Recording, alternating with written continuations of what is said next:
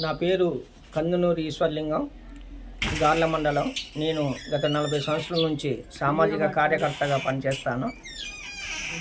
నేను గత 13 సంవత్సరాల క్రితం 2013లో రాష్ట్రపతి గారికి కోతుల బెడద నివారణ చేయాలని, భవిష్యత్తులో కోతులు మనుషుల కన్నా ఎక్కువ పెరిగిపోతున్నారు కాబట్టి వాటి వల్ల అనేక నష్టాలు ఉన్నాయి కాబట్టి వెంటనే చర్యలు తీసుకోవాలని ఆ రోజులలో రాష్ట్రపతికి లెటర్ పెట్టగా వెంటనే స్పందించి రాష్ట్ర గవర్నమెంట్కు, జిల్లా అధికారులకు చర్యలు తీసుకోమని తెలపగా ఏదో మొక్కుబడి కార్యక్రమం చేసిన తప్పితే వాటి నిర్మూలన చేయలే.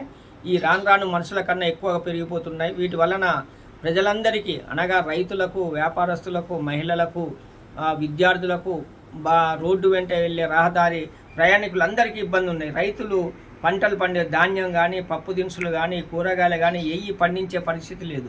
వ్యాపారస్తులు రోడ్డు వెంట కానీ, ఆ ఇళ్లలో కానీ